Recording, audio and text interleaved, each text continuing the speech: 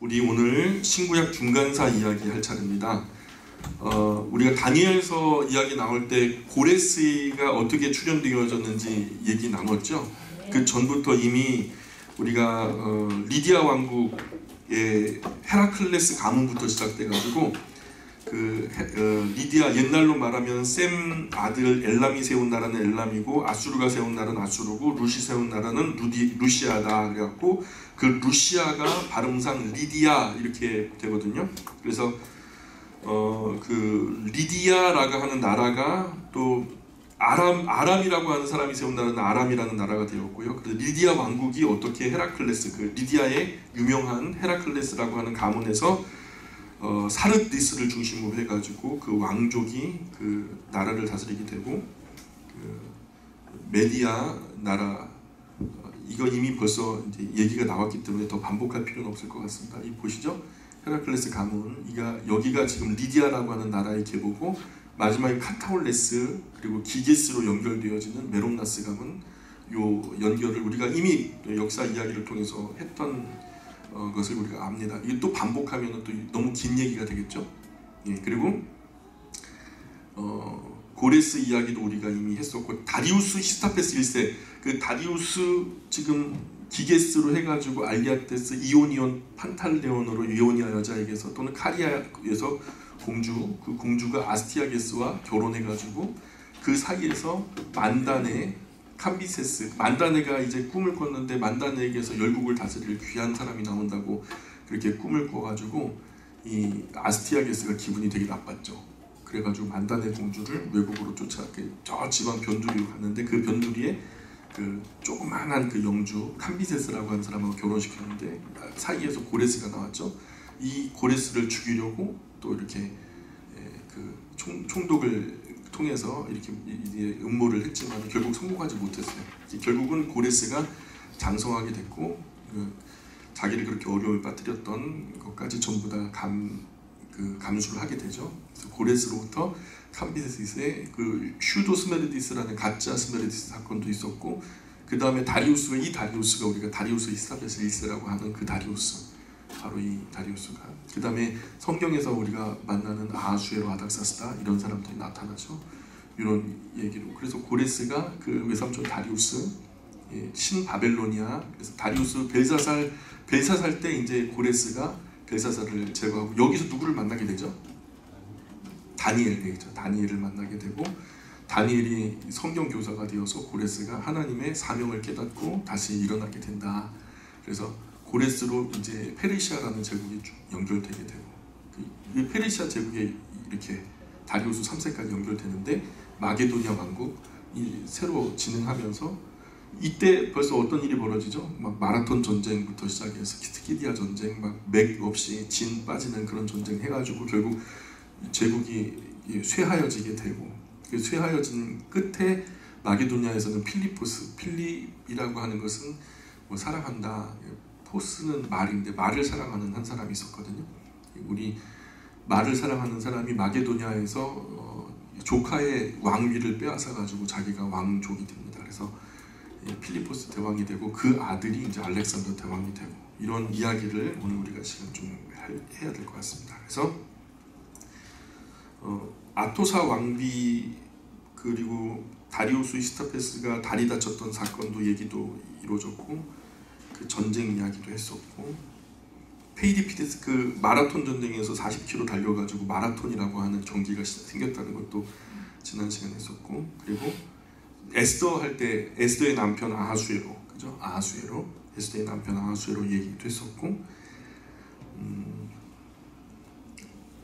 스파르타 전쟁 했었나요? 그 아하수에로 기마병 군사들, 그래서 이제 우리가 스키디아 그 마라톤 전쟁 이후에 크게 어려움을 당하고 그 스파르타 쪽에서 배신자 절벽으로, 그래서 300이라는 영화 소개하면서 300인 죽게 했던 엄청난 그 사건, 스파르타 군인 이야기도, 테르모필레 전투 이야기도 했었어요.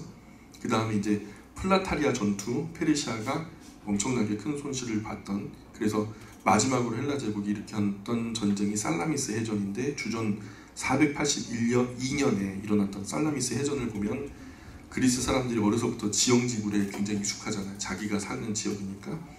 우리나라 그 이순신 장군처럼 그 하객진 같은 경우 있잖아요. 지형지물을 잘 살려서 그 지형지물을 자기의 그 이권으로 좀 이렇게 뭔가 그 유리한 방향으로 전투를 벌였던 그 사건이 사실은 그리스에서도 살라미스 해전에서 볼 수 있는 모습이거든요. 만으로 좁아지는 그 길목에서 병목 구간에서 그리스 배는 안으로 쏙 들어가 버리고 그 배 한 척을 갖다 중간에다 닻을 딱 내려버리니까 뒤에 따라오던 배들이 거기서 병목 구간에서 다 정체가 된 거죠. 노도 못 져요. 옆에 그때 당시 노 젓는 배니까 노가 옆에 딱 닿아버리니까 그냥 서로 진행도 안 되고 백도 안 되고 그죠? 모타가 달린 게 아니니까.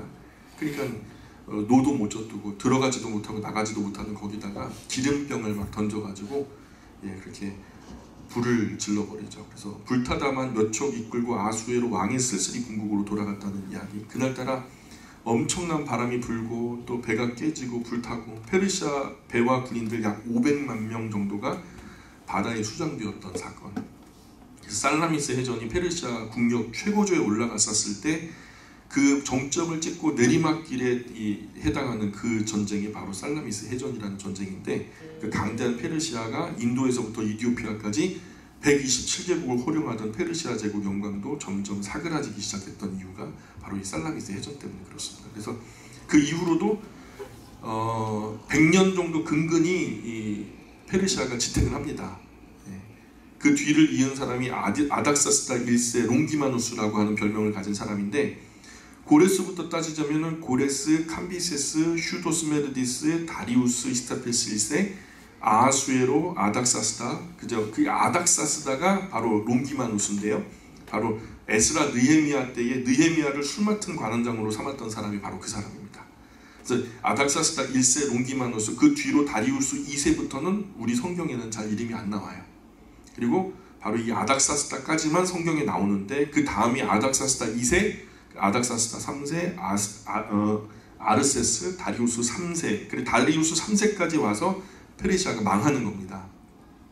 이 다리우스 3세 때 페르시아가 기진맥진해가지고 정말 어떻게든 왕국의 영광을 그 번영을 다시 한번 일으켜보고자 노력했는데 그 아버지의 아버지부터 시작해서 다리우스 때 패전했던 것이 계속 그것을 회복하지 못하고 결국은 무너지게 서서히 무너지면서 그 반대편 헬라라고 하는 지역 헬라에서 제국이 점점점 기지개를 펴게 되고 대제국 페르시아가 어떻게 망하냐면은 서쪽에서 마게도니아 지방 필리포스 대왕이라는 사람이 일어나요. 필리포스라는 대왕이 일어나는데 말을 사랑한다라는 이름의 뜻을 가진 사람이 진짜로 말 그대로 그냥 말을 엄청나게 사랑했대요.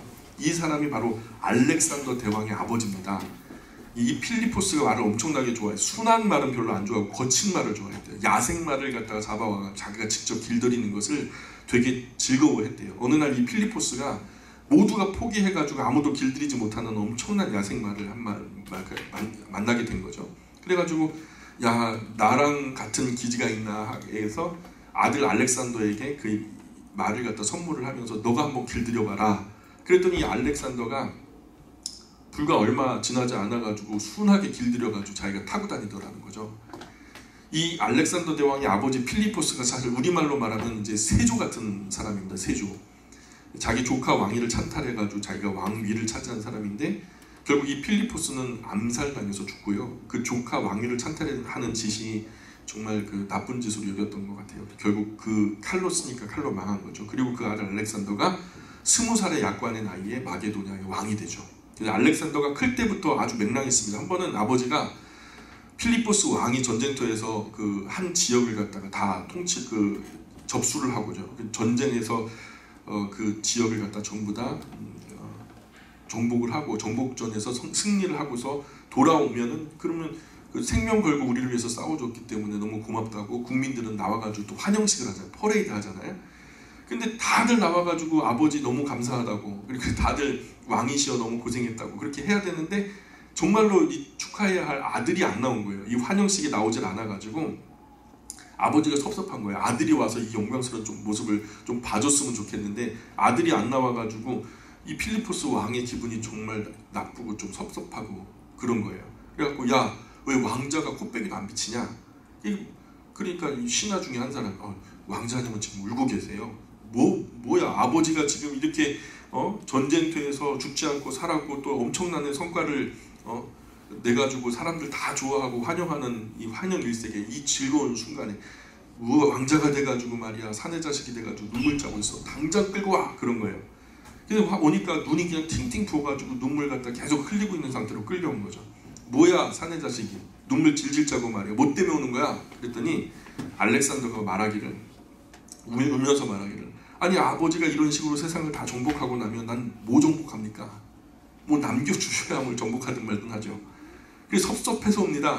그러더래요.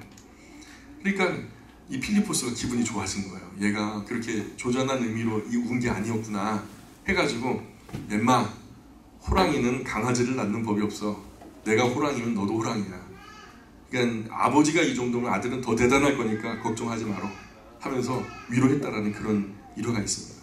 이 알렉산더가 왕이 되더니요, 바로 이제 동방 원정으로 가는 거예요. 동쪽으로 이제 진행하기 시작하죠. 지난번 페르시아가 계속해서 스키디아 전쟁에서 졌죠. 마라톤 전쟁에서 졌죠. 테르모필레 그 300이라고 하는 영화의 배경이 되었던 300명 그 스파르타 군대하고 그냥 60만 대군하고 막 맞닥뜨렸는데도 대부분 죽고 넘어지고 막 그러다가 나중에 스파르타 쪽에서 그 밀고자가 벼랑 끝으로 향하는 은밀한 통로가 있다라는 것을 안내해가지고 뒤에서 이제 찔러가고 그나마 죽었지, 300명하고 60만 대군하고 싸워가지고 결국 자기들이 질 뻔했거든요. 그러니까 어쨌든 그것도 굉장히 큰, 이기기는 했지만은 그거는 정말 수치스러운 전쟁이었고, 아까도 말씀드렸지만 플라타리아 전쟁이나 살라미스 해전 같은 경우에 몇 번 쳐들어와가지고 이 엄청난 제국이 127개의 나라를 관장하는 이 엄청나게 큰 제국이 맥없이 물러가는 것을 보게 된 거죠. 이 역사를 알기 때문에 알렉산더가 이거 뭐 등치만 컸지 별거 아니네 해가지고 페르시아를 역공하는 거죠. 이 지도에 조그만한 나라 이 마게도냐가 대륙 전체를 삼키겠다라고 알렉산더 배짱이 정말 이 정도죠.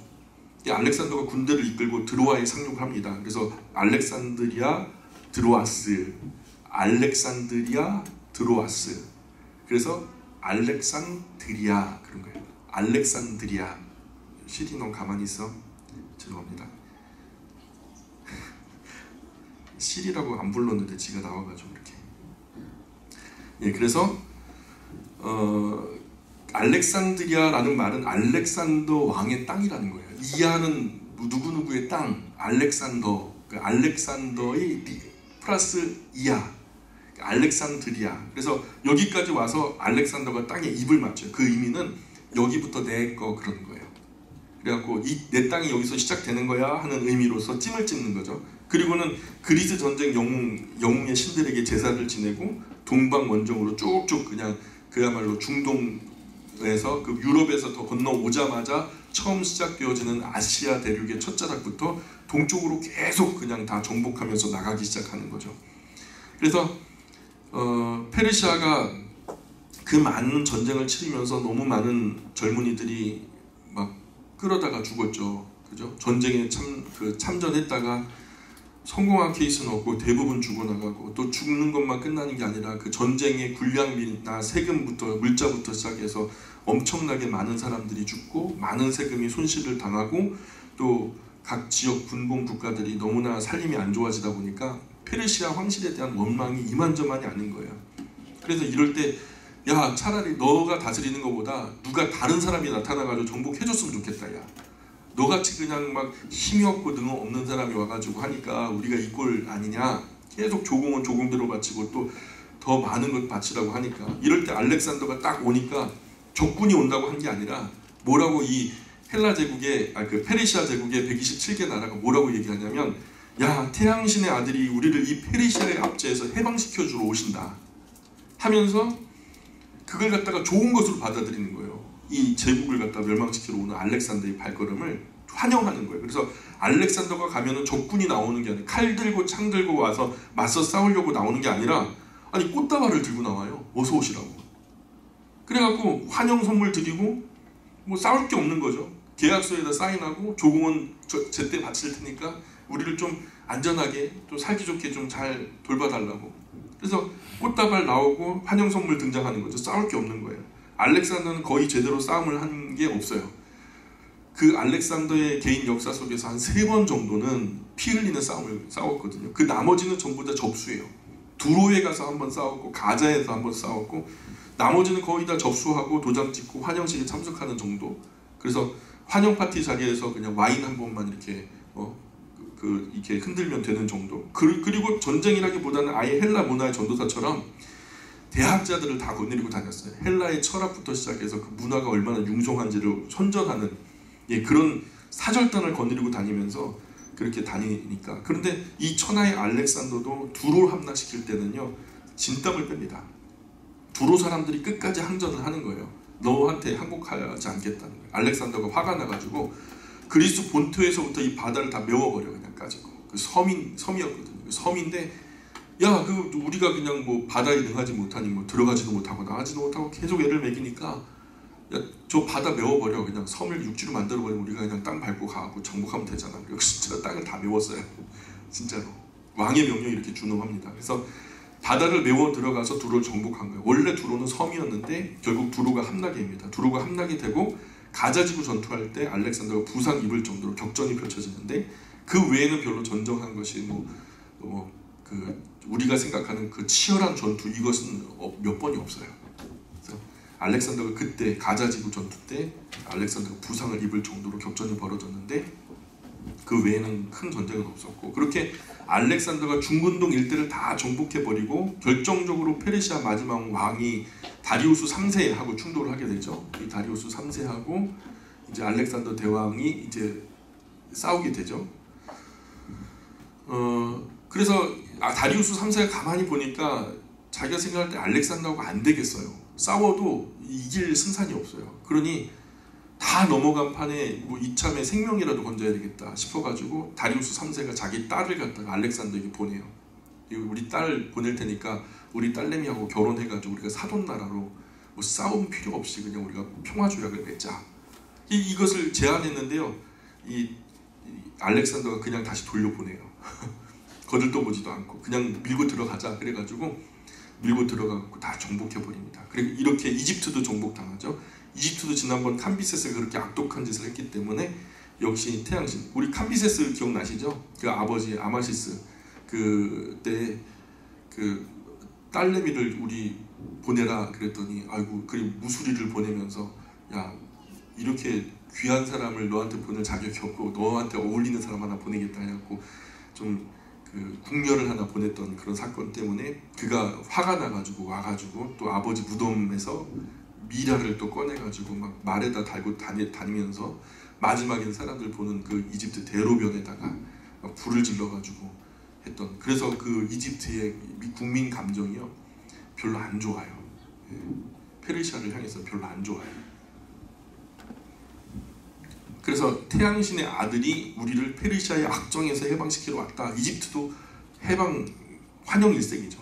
그 중에 이제 나중에 박트리아 쪽에서 화해를 요청해 오면서 녹사나 공주를 알렉산더에게 아내로 주겠다고 해서 전쟁이 마무리가 되고요.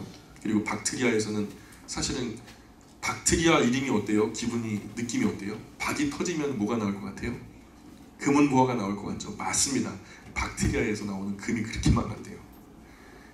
이 박트리아에서 금이 엄청나게 나오는 곳인데 이 박트리아의 금은 지금도 세계사에서 손에 꼽힐 만큼 많은 금의 양을 자랑하는 정도예요.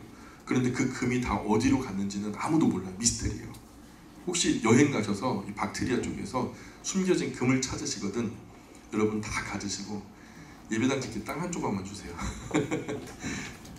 자, 어쨌든 인도 이제 알렉산더가 계속해서 정복 전쟁을 하면서 갔는데 약간 동진을 하는데 동진 하다가 동남진을 해가요.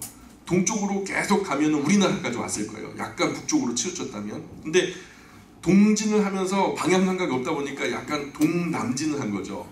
동남진을 하면 거기가 뭐가 나오냐면 인도가 나와요. 인도 그 대륙의 끝자락에 겐지스 강이 흐르는데 겐지스 강이 자기는 이 땅의 끝으로 여겼던 거죠. 그래갖고 겐지스 강가에 딱 이제 말이 닿고 더 이상 정복할 땅이 없이 여기가 끝이란 말이야 하면서 알렉산더가 말에서 내려갖고 엉엉 목을 놓아서 울었대요. 이제 더 이상 정복할 땅이 없구나 그러면서.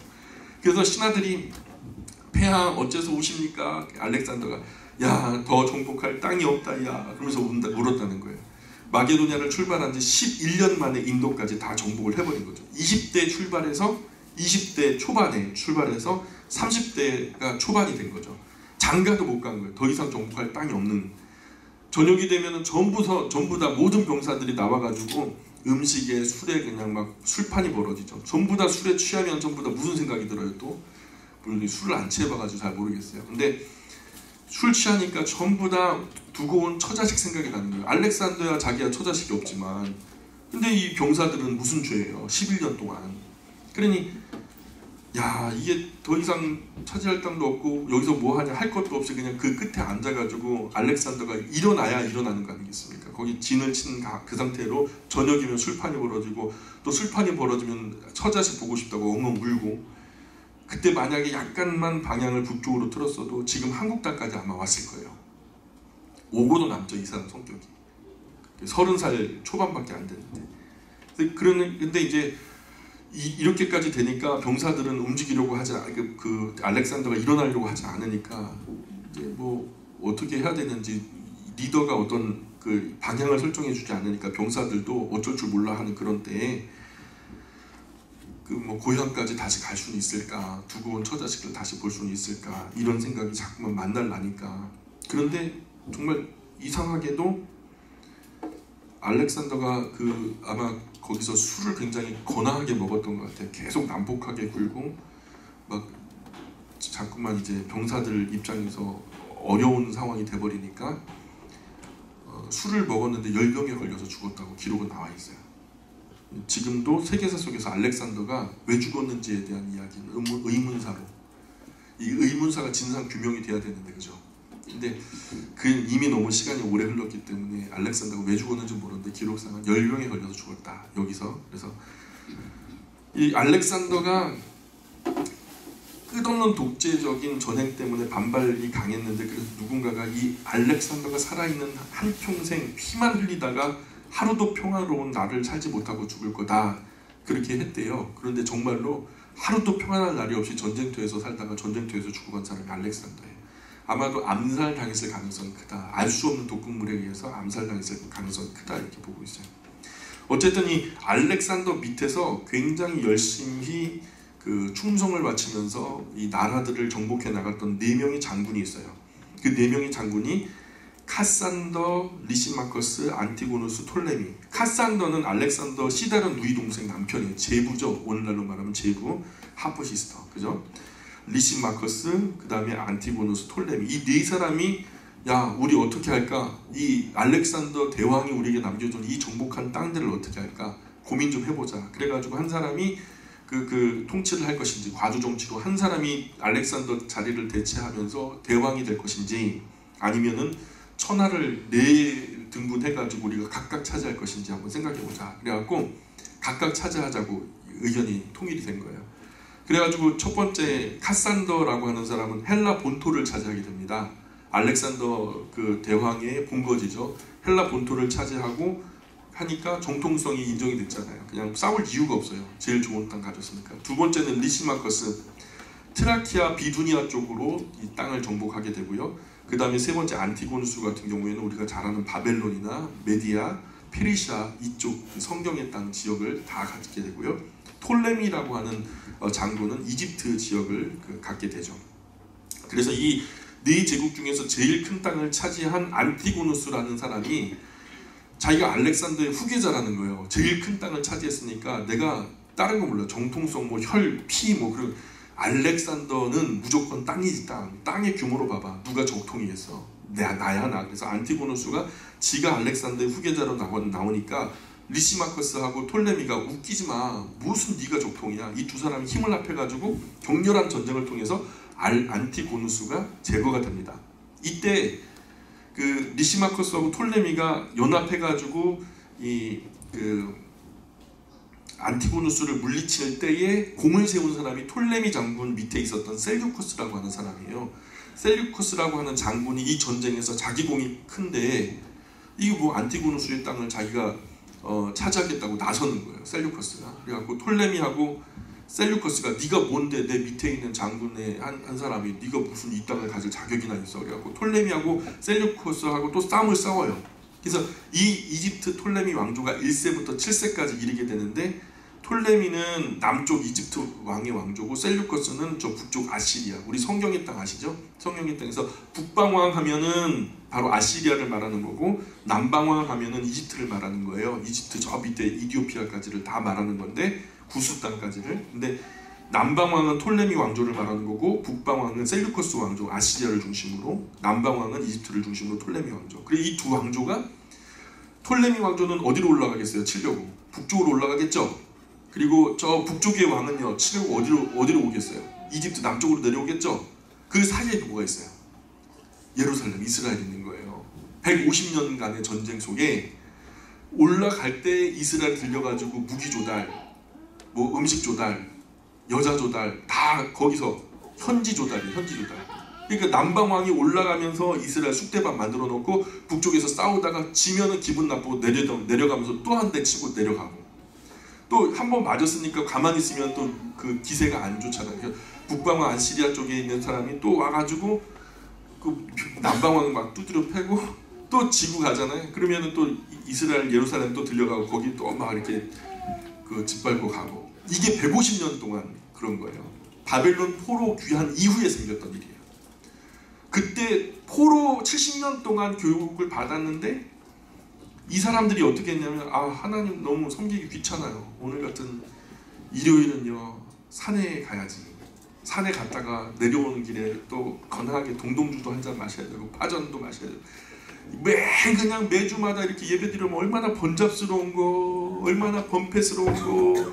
아이고 귀찮다, 못해먹겠다. 하나님 한 분밖에 없다는 거 내가 아는데요, 하나님 그래도 이건 너무한 거예요. 우리가 살아야지. 그러니 번패스럽다, 하나님 섬기는 게 번패스럽다고 나중에 나오거든요. 말라기에서. 세상에 니네 어떻게 그럴 수 있냐. 그래서 하나님이 정 떨어졌어, 끝났어. 하나님이 그래도 내가 너 사랑한 것만을 알아주라 그랬더니, 이스라엘 언제요? 하나님이 언제 우리를 사랑하셨는데 하고 따졌잖아요. 말라기에서. 기억나세요? 그래서 하나님이 막 정 떨어져가지고 진짜 떠나버리신 거예요. 하나님이 떠나시니까 어떤 일이 벌어져요? 역사를 통해서 확인하게 되죠. 150년 전쟁이 일어나게 돼요. 두 나라가 전쟁하면서 먹는 거, 입는 거, 뭐 하여튼 쓰는 거 전부 다 현지 조달. 약탈과 겁탈이 150년 동안 이스라엘 짓밟죠. 다니엘서 11장에 보면 다니엘이 이 환상을 보고 무릎이 녹아서 기절해버려요. 무릎이 주저앉으면서 그냥 기절했는데 한동안 못 일어나고 나중에 뛰어나가지고, 하나님 어째 이럽니까? 도대체 왜 이렇습니까? 막 어쩔 줄 몰라 하죠. 그 기록이 다니엘서 11장에 나와요. 이게 남방왕 북방왕에 대한 이야기가 나오거든요. 그래서 150년 동안 전쟁을 하면서 지치고 만신창이가 되었을 때에 서쪽에서 조용히 힘을 기르면서 운동을 하고 있었던 제국이 있는데, 그게 바로 로마라고 하는 제국이에요. 150년 전쟁, 북방왕도 남방왕도 150년간 전쟁을 하니까 지칠만도 하죠. 근데 이때 로마가 150년 전쟁 막바지에 안티오쿠스 에피파네스라고 일명 안티오쿠스 4세가 마지막으로 이집트로 정벌을 가거든요. 그 당시에 로마가 이집트까지 다 잡아먹은 상태였고, 로마 장군이 안티오쿠스 4세를 만나요. 만나가지고 장군이 서 있는 데다가 갑자기 막대기로 금을 딱 그어요. 동그라미 금을 딱 긋고, 너 여기서 동그라미 안에서 나올 때까지 이거 하나는 너가 결정하고 나와야 돼.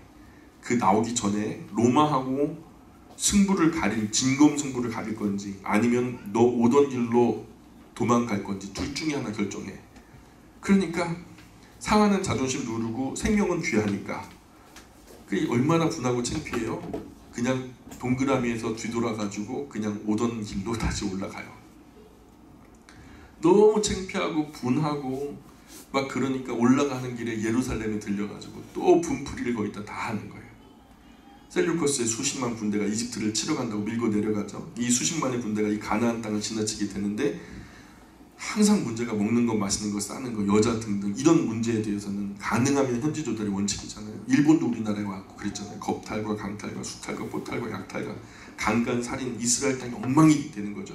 또 후퇴하고 올라가면서 똑같은 짓을 하고, 이집트의 톨레미 군대가 올라가면서 짓밟고 또 이제 짓밟고 가는 거죠. 이집트가 집에 갈 때 또 이제 짓밟는 거죠. 이런 것을 150년 동안 경험하게 되니까, 당시 세계 최고의 강대국, 남용 북호라고 하죠. 남용 북호, 그리고 둘이 싸웠으니까 용호상박이죠. 그죠? 그 틈새에 누가 있었어요? 용과 호랑이가 싸우는 틈에 이스라엘이 있으니까, 이때가 언제냐 하면 바로 말라기 직후입니다. 직후. 하나님이 문 꽝 닫고 나가셨던 그 직후에 하나님 섬기는 것이 얼마나 번패스러운가, 불평할 때. 여러분, 하나님 섬기는 게 번패스러우세요? 하나님 섬기는 게 좀 지루하고 뭐 지겨우세요? 아마도 이게 좀 지겹더라도 이게 더 나을걸요? 하나님이 이스라엘을 떠나가시니까 무주공산이라 세상에 더럽고 추악한 것들이 다 올라와가지고 거룩한 곳에 서지 못할 것이 서게 돼버리니까요. 하나님께서 떠난 자리, 신랑 신부의 곁을 떠나가니까, 신랑이 신부의 곁을 떠나가니까 아무도 신부를 생각해주지도 보호해주지도 않아요. 지나가는 모든 시장 잡배들이 강간과 수탈과 약탈과 거지와 같이 창녀와 같이 대하는 거예요. 아무도 그 상처나 아픔에 관심이 없고요. 그저 허탈감에 주저앉아서 다시 강탈, 수탈, 약탈 기다리는 것뿐 다른 소망이 없는 거예요. 이스라엘에게는 당한 것이 없어요. 그것이 이 시간 이스라엘이었거든요. 그래, 하나님 섬기는 것과 너희 이방 나라 섬기는 것 중 어느 것이 좋은지 경험해봐라. 그랬거든요. 이 편이 더 낫겠다고 막 그랬었거든요. 그러니까 너 한번 그래 봐라. 나 섬기는 거하고 이방신 섬기는 거하고 뭐가 더 나은지 네가 한번 직접 경험해봐라. 그리고 그들 뜻대로 놔버리신 거예요. 하나님이 하나님 되셔서 이 일국을 이스라엘 나라를 다스리실 때는 하나님이 어렵더라도 구원자들을 보내셔서 건지시고 일으키시고 했잖아요. 근데 다른 나라들처럼 왕을 좀 보내주세요 그래갖고 하나님이 사직서 내시고 그리고서 왕들이 통치를 하죠. 그때는 어땠나요? 괜찮았어요? 아닐걸요? 그들이 원하면 뜻대로 놔주세요. 그러나 그 열매도 또한 그들이 먹도록 내버려 두세요. 하나님 인격적이시라 그런 거예요. 신약에 보면은 밭의 감추인 보아라는 말 들어보셨어요? 이게 바로 이 150년 전쟁 후에 일어난 일인데, 왜 밭에 보아를 감췄을까요? 전쟁이 나가서 자기가 싸우는 것도 아니고 북에 있는 셀류커스 왕조가 남에 있는 톨레미 왕조하고 싸우는데 그 틈에 이스라엘이 있으니까 오면서 가면서 군인들이 지나가면서 여자는 다 욕보이고 지나가고 보물이란 보물 다 약탈하고 지나가니까, 여자는 밭에 파묻을 수 없지만 보물은 파묻을 수 있잖아요. 그래서 밭에 보물을 파묻어 놓은 거죠. 파묻어 놓았는데 파묻은 사람도 죽은 거예요. 그 짓밟힘 가운데 죽어버린 거죠. 그리고 밭도 여러 번 주인이 바뀌고 하니까 누가 거기에 뭘 감췄는지도 아무도 모르는 거죠. 그래서 예수님 오셨을 때 150년 전쟁이 다 끝났는데도 밭을 갈다가 보물이 발견되는 일이 종종 있었다는 거죠. 그래서 임자는 누군지 모르는 거죠. 누가 찾을 수 있는 것도 아니고. 그래서 이스라엘 법이 훗날에 그렇게 어떻게 제정이 됐냐면, 밭에서 보물을 발견했다면 발견한 자의 것이다 이렇게 제정이 돼가지고 밭에 감추인 보아, 이런 그 이야기 뒤에 배경이 있는 거죠. 그리고 150년 전쟁을 하면서 지치고 만신창이가 되었을 때에 서쪽에서 힘을 기르던 그 로마 제국이 이렇게 안티오쿠스 4세가 이제 돌아가게 되고 로마가 이제 막역한 힘을 발휘하게 되는데, 안티오쿠스 4세가 돌아가는데 그냥 돌아가요. 너무 창피하니까 이스라엘 예루살렘에 들어가가지고 예루살렘 성전에다가, 거기는 정한 거 부정한 것을 가리는 굉장히 경건하고 거룩한 장소잖아요. 근데 거기다가 예루살렘 성전에 들어가고 돼지를 잡아갖고 돼지피를 뿌리고 성전 안에다가 아폴로 신상, 제우스 신상을 갖다 세우면서 유대인들을 학대하기 시작하는 거예요. 그 학대가 너무 심하니까 아예 포기해버려요. 나 그냥 헬라화 할래요. 나 헬라 시민 할 거니까 나 건드리지 마세요 하면서 헬라화에 동화되어지는 사람들이 굉장히 많이 나타나요. 그리고 심지어는 헬라 이 나쁜 놈, 이 악한 놈들, 그러면서 헬라와 싸우겠다고 하는 사람들이 생긴 거죠. 우리나라 일제시대 때도 그랬잖아요. 너무 핍박이 심하다 보니까 일본에 동화되는 사람이 있고, 빨리 우리가 이름 창씨개명부터 하자, 일본어로 하고 일본 이름을 가지면은 겉모습이야 거의 비슷하니까 구별 안 되잖아요. 그러니까 빨리 일본화 하자 하는 친일파가 있었고, 또 반대로 야 저것들 다 죽여버려야 돼 하면서 독립운동을 하면서 끝까지 대항했던 사람들이 생겼잖아요. 근데 싸우겠다고 하는 사람들이 나타나기 시작하는데, 이때 바로 이런 배경에서 하스몬 왕가라고 하는 이제 하스몬이라는 사람이 등장하게 되죠. 하스몬 왕가가 들어오게 되는데 성경에는 하스몬 왕가에 대한 기록은 없어요. 신약 우리 성경을 보게 되면은 마태복음부터 여기에 벽에 부딪히게 되는데 요 얘기를 좀 잘 들으셔야 돼요. 안티오쿠스 4세가 그렇게 학대를 할 때 모딘이라고 하는 작은 마을의 제사장으로 있었던, 제사장이면은요 레위지파겠죠. 레위지파 아마도 아론의 자손일 거예요.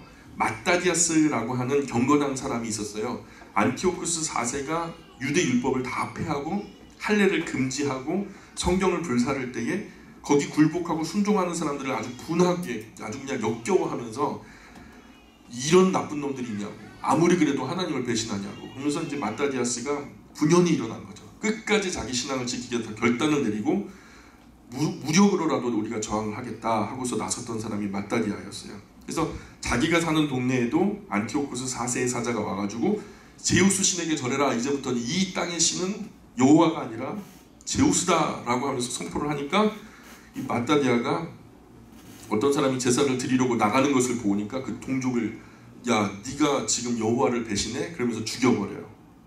그리고 그 앞에서 그 황제의 명을 로마의 명을 읽던 그 사신도 죽여버리고, 이 보복이 두려우니까 마따디아가 자기 아들들 데리고 동지들을 모아서 나랑 뜻을 같이 할 사람 다 따라와라 그래가지고 산으로 들어가서 게릴라전을 그때부터 펼치게 되죠. 이 마따디아에게는 아들이 5명이 있었어요.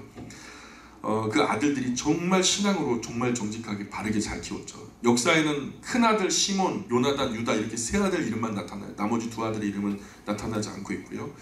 마따디아가 죽고 나서 그 아들 중에서 셋째였던 유다가 이제 지도자가 됩니다. 유다의 별명이 마카비우스인데요. 마카비라는 말은 망치라는 뜻이에요. 망치. 아마도 그가 힘이 굉장히 장사였던 것 같아요. 그리고 그가 쓰던 주 무기가 철퇴라고 해요. 철퇴를 아주 신출귀몰하게 잘 쓰니까 전쟁을 하는데 얼마나 싸움을 잘하는지 안티오쿠스 군대가 5만 7만 명씩 몰려와도 번번이 물리쳐서 다 이겨버리는 거예요. 유대에서는 우리나라로 치면 누구 계세요? 이순신 장군 같은 그런 분이겠죠. 이순신 장군급으로 존경을 받는 사람이 바로 이 마카비우스예요. 마카비우스. 결국은 그렇게 전쟁을 해서 다 몰아내고 주전 165년 9월 25일에 성전을 깨끗하게 정결하게 합니다. 그리고 그것을 기념하는 명절이 성경에 딱 한 번 나오는데 성전을 다시 수복했다, 다시 세웠다. 그래갖고 수전절 또는 성전 수복일이라고. 근데 이 히브리 말로는 이걸 뭐라 그러면 하누카라고 그래요. 하누카라고 하는 절기가 이렇게 오죠. 그래서 안티오쿠스 군대를 물리치고 성전을 수리하고 대청소를 한 것을 기념하는 명절, 성전이 회복됐다라는 것을 기뻐하는 명절이 바로 이 하누카 절기예요. 이 소식을 전해들은 안티오쿠스 4세가 화병이 납니다. 이 사람이 얼마나 유대인들을 박해했는지 예루살렘에서 너무 많은 사람들을 죽였어요. 1000명 이상의 종교 지도자를 길바닥에 깔아놓고 마차를 달린 거예요. 종교 지도자들, 그때 당시 여호와의 율법을 해석할 만하고 또 하나님의 율법을 갖다 잘 전할 수 있는 그런 사람들이 한 1000명 정도 됐는데 그 1000명 이상의 종교 지도자를 길바닥에 깔아놓고 그 위로 마차를 달려서 다 죽여버린 거죠. 인류 역사상 한 사람이 범할 수 있는 가장 악독한 짓을 다 저지른 사람이, 유다 마카비우스가 이 패배를 모르고 잘 지나가다가 결국 전쟁에서 전사를 하게 되고, 그 뒤를 이은 사람이 바로 요나단이라는 그 동생이 시몬, 큰형 시몬 뒤를 잇는데, 시몬은 로마와 조약을 맺어요. 요나단도 이제 전쟁에서 죽고, 요나단 죽고 큰형 시몬 뒤를 잇는데, 그 시몬은 로마하고 화친을 하려고, 우리가 좀 뭐 싸울 필요가 뭐가 있냐 그래가지고 시몬이 왕위에 오를 때 나이가 한 60, 70세 정도 되었어요. 근데 시몬이 죽고 나니까 그 아들 요한 힐카누스라는 사람이 왕이 되죠. 이 요한 힐카누스라는 사람은 전쟁을 무지하게 좋아했대요. 에돔을 쳐서 복종시킬 뿐만 아니라 억지로 그냥 막 강제로 할례를 시킨 거예요. 당시 예수님 탄생 당시에 성경에 나오는 헤롯도 이 에돔 사람이었어요. 에돔 사람. 이 요한 힐카누스의 활약으로 할례를 받아서 유대인이 된 거죠. 그 피는 에돔의 피지만 할례라는 의식을 받았기 때문에 자기는 유대인이라는 거예요. 많은 사람들이 이스라엘 경내로 들어오고 싶지만 하나님의 율법대로 할례를 받지 않으면 들어올 수 없다라는 법칙이 있었고, 결국 강제지만 타이에 의해서 할례가 이루어졌지만 그럼에도 불구하고 나는 할례를 받았기 때문에 나는 유대인이다라고 주장하는 사람이 헬라라고 하는 가문이에요. 아니 헤롯이라고 하는 가문이에요. 그래서 요한 힐카노스 당시에 사두개파와 바리새파 두 세력이 있었어요. 사두개인들은 다윗과 솔로몬 시대의 제사장 사독 가문 후예들이고요. 사독의 남자들, 그러니까 사독 가인은 녀석들이잖아요. 사두개인이라는 말. 그래서 사두개인들은 헬라 문화에 동화돼서 헬라화를 앞장섰던 친헬라주의 사람들이었고요. 요한 힐카노스는 사두개인들과 바리새인들 간의 사이를 적당하게 간격을 유지하면서 균형 잡힌 정치를 하려고 되게 노력을 했던 사람이에요. 처음에는 어느 쪽에도 치우치지 않고 이 두 세력을 잘 조율해서 유대라고 하는 나라의 안정과 번영을 꿈꾸려고 했던 사람인데, 그래서 잘해보자는 의미에서 이 양쪽의 사람들을 다 초대해가지고 파티를 열어준 거예요. 잔치를 한번 열어줘가지고 요한 힐카노스가 마음껏 드시고 이 나라의 번영을 위해서 우리가 함께 노력해 봅시다. 그렇게 모아놓고 사람들에게 파티를 열어줬는데, 그러면서 이제 양쪽이 전부 다 고수들 아닙니까? 정치의 고수들이니까 여당 야당 아니겠어요? 그러니까 내가 정치를 잘 모르는 것 같습니다. 그러니 모르는 부분에서 좀 이렇게 지도를 해주시면 제가 잘 알아듣고 좀 더 건강하게 정치를 해보겠습니다 하면서 이야기를 했더니 뭐 칭찬 일색이죠. 전부 다 아부하느라고 그냥 너무 잘하고 계십니다. 지금처럼만 하면 뭐니 없습니다 하면서, 그때 근데 그런 모두가 칭찬 일색이고 아부의 일색이었는데, 그때 바리새인 중에 한 사람이 엘르아살이라고 하는 사람이 일어나더니 아주 찬물 끼얹는 소리를 갑자기 찍 해버린 거예요. 왜냐면 당신이 뭘 잘하고 못하고 그 문제 그거 별거 아니라고. 당신 잘하든 못하든 그 큰 문제 아니고 당신 정체성이 문제야. 그러는 거예요. 당신은 사독계열도 아니면서 왜 제사장까지 겸업합니까? 왕을 하려면 왕만 하고 제사장 하려면 제사장만 하지. 뿐만 아니라 당신 어머니가 시리아에 포로로 잡혀갔을 때 있었는데, 시리아 포로로 잡혀간 사실, 당신 그 어머니 피 속에 도대체 어떤 피가 흐르는지 누가 압니까? 그 시리아에 잡혀갔을 때 어떤 일이 있었는 줄 알고. 그건 아무도 모르는 일이 아니니까 하면서 그 정체성을 의심하는 거예요. 어머니 때부터 요즘 말로 말하면 패드립을 친 거죠. 우리 젊은 친구들이 아무리 그래도 가족은 건들지 말자 그래갖고 패드립 치면 안 된다 이런 얘기 하는데, 가족을 건드린 거예요. 요한 힐카노스의 가족을 건드리니까 이 사람이 누구였냐면 바로 바리새파 출신의 사람이었어요. 이 요한 힐카노스가 그때 그냥 정이 뚝 떨어져가지고 바리새인들을 핍박하기 시작합니다. 하루는 사두개파 사람 한 사람이 요한 힐카노스 찾아와가지고 그날 저녁에 엘르아살이 한 이야기는 사실 엘르아살 한 사람의 이야기가 아닙니다. 바리새파 사람들 대부분이 당신을 지금 그런 눈으로 쳐다보고 있어요 하니까 요한 힐카노스가 눈이 완전히 뒤집힌 거죠. 그때부터 요한 힐카노스는 바리새인은 사람 취급도 하지 않고 완전히 찬밥 신세입니다. 모든 선택의 순간에 사두개인들 얘기만 듣죠. 바리새인들은 아예 그냥 수에 치지도 않아요. 그 후에 요한 힐카노스가 죽어요. 그 아들 알렉산더 얀네우스라는 왕이 되죠. 이름부터 벌써 어디 같아요? 헬라의 문화를 그대로 흠뻑 뒤집어 쓴 것 같죠. 알렉산더 얀네우스는 완전히 헬라주의자가 되어버려가지고 친사두개파 정치를 합니다. 갈수록 심하게 노골적으로 바리새인들을 핍박하니까 이렇게 하다가는 바리새파가 씨가 말라서 그냥 존재하지 않을 수도 있겠다라는 생각이 드니까 알렉산더 얀네우스 때 바리새파 사람들이 원수인 아시리아라고 하는 그 북방 왕족에다가 알렉산더 얀네우스를 제거해달라고 용병을 요청해요. 용병을 요청해요. 그래 알렉산더 얀네우스는 그렇게 자신을 제거하려고 달려든 아시리아를 격퇴하고 큰 승리를 축하합니다. 자기를 암살하려고. 오늘날로 말하면 뭐죠? 참수 작전이죠. 참수 작전에서 실패를 하고 잘 막아냈어요. 그리고 그 엄청난 승전을 축하하는 잔치에서 사두개인들을 초대합니다.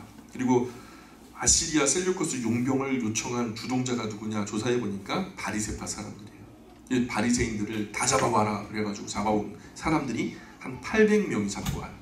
800명이 잡혀왔는데 800명을 다 어떻게 하면 그 잔치자리에 십자가를 800개를 세워놓고 그 십자가에 800명을 전부 다 못을 박아요. 그리고 십자가 밑에 그 십자가 비명소리와 고통소리가 난무하는 그곳에서 잔치를 벌입니다. 그것도 부족해서 그 못 박혀있는 사람들의 자녀를 또 잡아오라 그래요.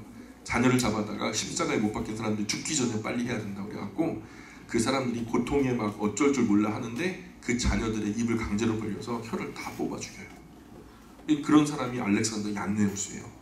그런 만행을 저지르던 알렉산더 얀네우스가 또 죽어요. 그 안에 알렉산드라 살로메라고 하는 알렉산더 얀네우스의 부인이 있는데 이 정권을 이어받아가지고 정치를 하게 됩니다. 근데 알렉산더 살로메가 또 죽어요. 그러니까 알렉산더 얀네우스의 두 아들이 있었는데 요한 힐카누스 2세와 아리스토블루스 사이에서 자기들 사이에서 파워게임이 일어나죠. 바리새인들은 장남인 요한 힐카누스 2세를 왕으로 옹립하려고 노력을 하고 사두개인들은 동생인 아리스토블루스를 왕으로 옹립하려고 노력을 하죠. 그런데 바리새인은 군대도 없죠. 학자니까 게임도 안 되는 거예요. 사두개인들이 동생 아리스토블루스를 왕으로 세우고 군사를 모집해서 공격해 들어오니까 형 요한 힐카누스 2세가 아무리 바리새인들이 나를 지지해도 뭐 죽으면 무슨 소용이냐 해가지고 겁이 나가지고 동생에게 야 나는 본래부터 왕이 될 마음이 없었는데 저 바리새인들이 그냥 나를 그냥 이렇게 해가지고 내가 그냥 그럴 마음이 잠깐 생겼다. 지금은 전혀 그런 마음 없으면 건들지 말어. 내가 알아서 물러가게 하고 김정은 김정남 그런 관계처럼 그냥 바깥으로 나가버린 거죠. 꼬리를 내려버립니다. 그러면서 형제간에 피를 흘린 것은 옳지 않다. 그래서 동생이 왕이 되고 싶으면 왕이 돼. 그냥 네가 왕이 돼. 그래서 양보를 해버리고 그렇게 아리스토블루스가 왕이 되죠. 형인 요한 힐카누스 2세가 이웃 에돔을 다스리던 헤롯 안티파터 2세 헤롯 왕의 아버지에게 가가지고 이런저런 억울한 이야기를 하니까 이 에돔족 속의 헤롯이라는 가문이요 머리가 진짜 잘 굴러가요. 그리고 로마와 되게 친했어요. 로마와 너무 친해. 잘하면 야 이거 잘하면은 이번 기회를 통해서 이스라엘도 먹을 수 있겠는걸 해가지고 로마에 가가지고 뇌물을 많이 갖다 바치면서 그때 당시 황제가 줄리우스 시저였거든요. 황제로부터 인정을 받게 돼요. 그래서 동생에게 밀려난 요한 힐카누스 2세가 아랍, 나바테안, 아레타스 이런 자기를 지지하던 사람과 헤롯 안티파터 2세가 연합을 해가지고 군사를 모아서 동생 아리스토블루스를 타도하기 위해서 예루살렘에 올라와서 예루살렘을 에워쌉니다. 3개월을 에워싸도 전쟁이 끝나지 않은 그때에 촌각을 곤두세우고 있던 그 로마가 어슬렁어슬렁 군대를 이끌고 오죠. 이때 로마의 폼페이우스라고 하는 장군이 군대를 끌고 와서는 요한 힐카누스 2세에게 야 힘이 들면 우리가 좀 도와줄까? 야 형이 이렇게 찌질해. 동생 하나 못 먹고 우리가 도와줄게. 그래가지고 예루살렘이 워낙 견고하기 때문에 그래서 요한 힐카누스 2세가 어쩔 수 없이 로마의 손을 빌리게 되죠. 그러면 결국은 로마의 식민지가 될 수밖에 없죠. 로마의 힘을 빌려서 동생을 타도했어요. 그래서 요한 힐카누스 2세는 로마도 무시할 수 없고 또 에돔에 있는 그 헤롯하고도 헤롯 가문하고도 지금 손을 잡은 상태이기 때문에 헤롯의 힘을 빌렸기 때문에 헤롯도 무시할 수 없는 거죠. 게다가 헤롯은 로마의 황제와 또 친분이 있으니까 결국 요한 힐카누스 2세는 왕의 자리는 찾았지만 결국 그 사람들이 이끄는 대로 그냥 꼭두각시 노릇을 할 수밖에 없는. 그래서 마타디아스부터 요한 힐카누스 2세까지가 하스몬 왕가라고 불려지는 왕조고요. 그 이후로는 왕조라고 할 수가 없어요. 결국 이스라엘 통치에 로마로 들어오게 되고 헤롯도 발판을 놓게 되어지는 계기가 바로 되는 거죠. 그래서 헤롯 안티파터가 죽게 되니까 그 아들 헤롯은 로마로 망명을 가고요. 로마로 망명을 갔다가 거기서도 로마도 이 정권이 많이 바뀌는데 줄리우스 시저 이후에 브루투스, 시저를 누가 죽이죠? 그 신복이었던 블루투스가 죽이죠. 그 다음에 카시우스, 안토니우스, 옥타비아누스 이런 사람들로 바뀌어 나가는데 이 아들 헤롯이 정치 감각이 굉장히 뛰어났어요. 줄타기를 잘했어요. 누가 황제감인지를 아주 그냥 신출주물하게 잘 알았던 거죠. 그래서 로마 권력이 수시로 바뀌는데도 불구하고 정치 줄타기를 잘해서 그냥 생명력 있게 살아남았죠. 정치에는 명수죠, 명수. 그래서 헤롯 가문 사람들은 로마 제국 당시에 로마 원로원과 또 황제 시저를 떡주무르면서 국제 무대에서 활약을 하게 되고 그래서 결국 로마의 권세를 입고 이스라엘을 다스리게 됩니다. 그래서 이스라엘의 모든 흔적은 헤롯이 만들었다 해도 과언이 아니에요. 예수님 당시 성전도 사실은 헤롯이 80년 이상 공을 들여서 지은 것이에요. 건축술로 국토개발, 토목기술, 신도시 개발 등 헤롯이 거의 대부분 다 일을 이루었어요. 이 헤롯이 정통 유대인은 아니잖아요.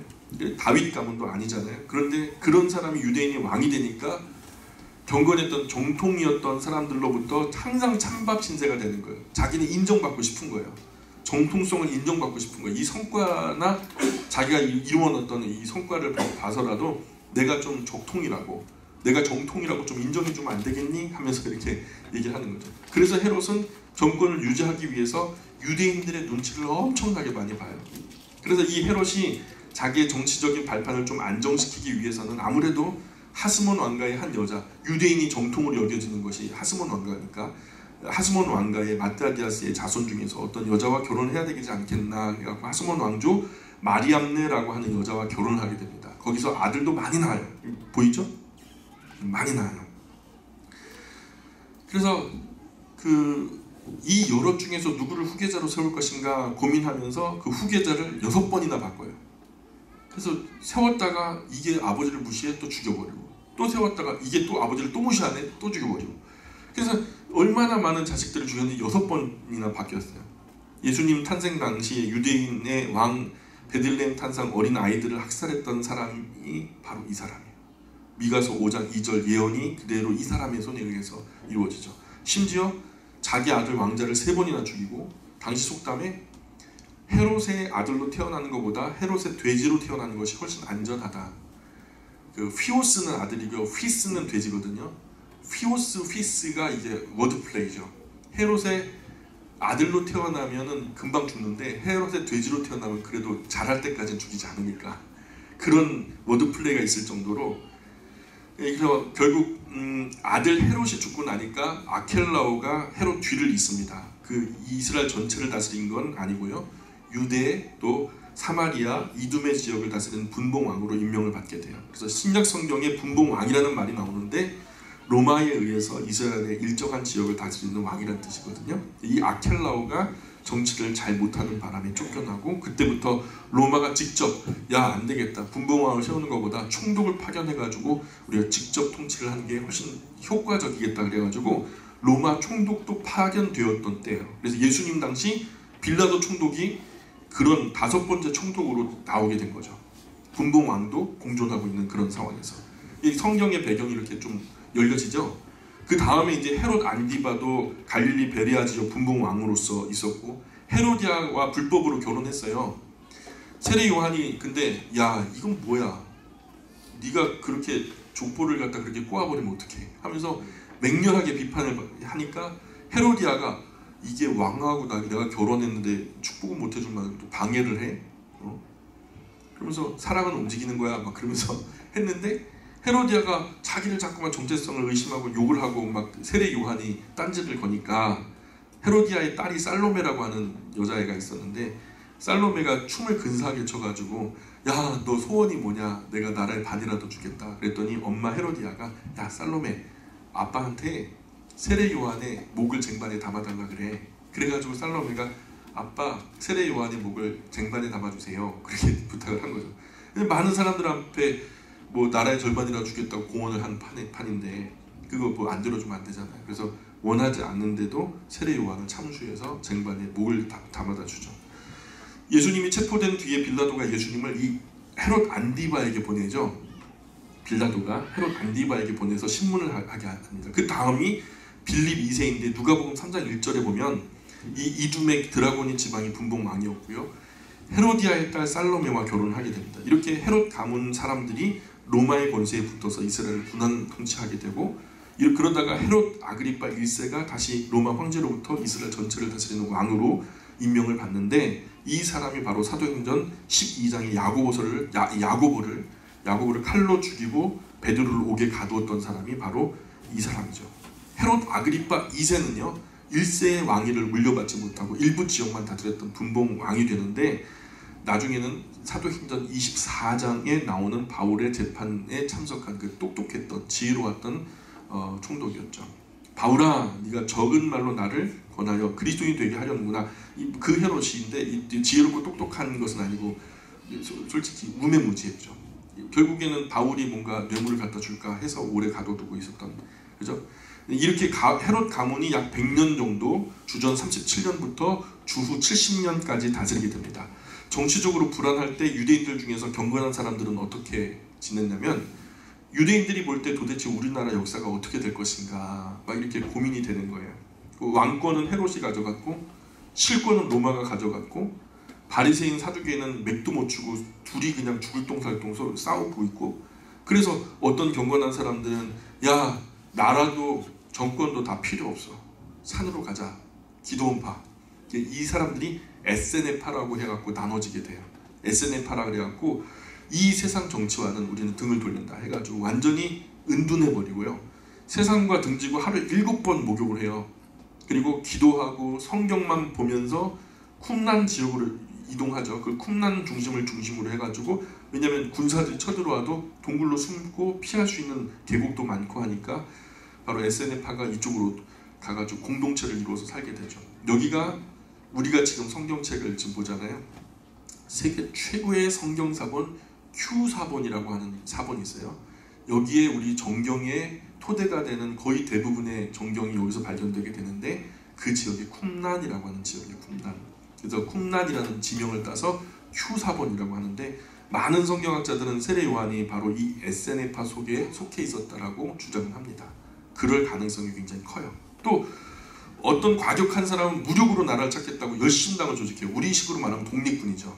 야, 칼로 다 무장을 하고 우리가 어떻게 말씀으로만 승리하겠냐. 그래갖고 무력으로 맞서기도 하는데, 예수님의 12제자 중에서 열심당원이 있었잖아요. 시몬이라고 하는 사람 기억나세요? 그래서 이 주야로 또 하나님의 성전에 엎드려서 기도하고 금식하는 사람도 있었어요. 그래서 구약에 보면 분명히 약속이 있거든요. 거기에 약속의 때에 하나님께서 준비하신 그분을 우리에게로 보내주시겠다라고 약속했던 그 말씀 붙들고 언제 하나님 이 일을 이루어주시겠습니까 하면서 금식하고 때때로 기도하면서 계속 성전을 중심으로 생활했던 사람들이 있었는데, 거기에 시몬이라든지 과부된 지 84년이 전 누구죠? 안나, 그죠? 안나라는 이런 분들이 세상적인 안목으로 보면 도저히 희망이 없고 가녀린 촛불처럼 심지처럼 상한 갈대처럼, 이게 지금 우리를 보고 말하는 게 아니라 꺼져나가는 불꽃, 꺾어진 갈대도, 그게 하나님께서 그 결단코 그 생명을 잃지 않게 하신다라는 것이 바로 이스라엘의 이런 상황을 두고 말씀하시는 거예요. 그럼 이스라엘 그 꺾어져 있는 갈대와 같고 꺼져가는 심지와 같은 이런 이스라엘이 하나님 과연 회생할 수 있을까요? 하면서 하나님께 기도하는데, 하나님이여, 이스라엘에 대해 진노하신 지가 벌써 400년이 지났습니다. 우리가 언제까지 기다려야 합니까? 약속하신 엘리야는 언제 오시는 겁니까? 메시아는 언제 오시는 겁니까? 다윗의 자손은 언제 오시는 겁니까? 눈이 시리도록 울고 금식하고 기다리는데 그 400년 동안 하나님은 선지자를 단 한 사람도 보내지 않으세요. 그때 자칭 선지자라고 나타나는 사람은 다 거짓 선지자였죠. 당시 사람들은 한 번 속고, 두 번 속고, 또 속고, 속고, 또 속고, 속고, 속고, 또 속고, 속고, 또 속고, 계속 속았어요. 그러다 보니까 진짜 선지자가 나타나도 아이, 저 또 거짓말이야. 그럴 정도로 못 믿을 입장이 되어가고 있을 때, 어느 날 하루는 광야에서 외치는 소리가 큰 소리로 외치죠. 회개하라, 천국이 가까웠느니라. 그렇게 점잖지 않게 하신 것 같아요. 막 톡톡 쏘면서 막 도전하듯이, 내 이놈 회개해라, 자다가 깰지어다, 막 그러면서. 사람들이 가서 보니까 이제는 거짓 선지자 같지가 않은 거예요. 누구의 낯을 두려워하지도 않고 외치는데요, 그저 그냥 거적 같은 데다가 그냥 띠 하나 두르고요, 지팡이 하나 짚고서 막 거짓처럼 있는데 그 입에서 선포되는 말은요 또 엄청나게 영성이 있는 거죠. 그냥 한 번 그 음성을 듣고 나면 회개하지 않고는 잠이 안 올 정도로. 그래서 이 세례 요한이 와서 회개를 선포하면서 주님의 길을 예비하고 이 땅에 예수 그리스도가 오심을 신약을 통해서 우리가 볼 수 있는 거죠. 아수르, 바벨론, 헬라, 로마, 느부갓네살, 고레스, 알렉산더, 헤롯, 수많은 황제들까지 동원시켜서 이스라엘을 깨우시는 것을 하나님의 도구로 사용하셔서 하나님의 나라가 확장되는 도구로 사용하시는 것을 볼 수 있죠. 더 나아가서 헬라 제국을 통해서 헬라 문화, 헬라어 성경 쓰여지고 알렉산더가 세계를 정복하고, 그때 당시 그 도로가 닦았던 수많은 로마의 도로가 지금은 다 복음이 전파되어지는 통로로 다 사용돼요. 그들은 죽겠다고 땅 차지하고 헬라 문화로 그 시대 전체를, 중근동, 유럽과 중근동 일대를 헬라 문화화했는데, 그때 당시 헬라어가 공용어가 됐죠. 근데 거기에 또 로마가 들어와가지고 로마가 막 길을 닦고 막 그러면서 그렇게 문화를 통일시키고 길을 통일시키고 언어를 통일시키고 했던 모든 것이 결국에는 누가 그것을 다 활용하게 되냐면 하나님이 점잖게 다 쓰시는 거예요. 하나님 말씀을 전파하는 도구로 수단으로 쓰게 되죠. 아무리 힘들고 어렵고 소망이 없어도 희망이 없는 상황 같아도 하나님은 결국 역사를 주관하시면서 그 약속을 이루어 가시더라는 거죠. 우리는 악으로 밭을 갈아서 우리 앞날은 여러분 눈을 감아보세요. 눈을 감아 깜깜하죠. 그게 우리 미래처럼 캄캄해 보여도 하나님은 우리의 악함 속에서도 선을 이끌어내실 수 있는 능력의 하나님이시죠. 그래서 이 놀라운 역사 속에 신실하게 일하시는 하나님의 사랑을 확인할 수 있고 결국에는 하나님께서 도대체 하나님이 언제 우리를 사랑하셨다. 하나님 언제요? 몇 월 며칠 몇시 몇 초 나를 언제 사랑하셨냐고 그랬더니 결국에는 아들을 십자가에 찢기시면서 하나님이 세상을 이처럼 사랑하셨다 이놈들아 하면서 대답을 하시는 거죠. 이제 계속해서 하나님의 말씀이 신약을 공부해 나가면서 말씀 가운데 우리를 향하신 하나님의 뜻과 하나님의 마음, 우리 각 사람을 향하신 하나님의 사명을 발견할 수 있기를 축원합니다. 그래서 우리 남은 생에는 하나님의 말씀과 그 거룩하신 계획에 붙잡힌 바 되시기를 축원합니다. 기도하겠습니다. 귀하신 하나님, 신구약 중간사를 함께 살펴보았습니다. 그간도 역사와 성경은 별개로 있는 것으로 우리가 착각하며 살았지만 하나님의 말씀은 그대로 역사입니다. 살아있는 사실이고 정확한 역사에 근간하여 하나님 거절할 수 없는 하나님 인류의 가장 놀라운 복음이 되는 것을 우리가 믿습니다.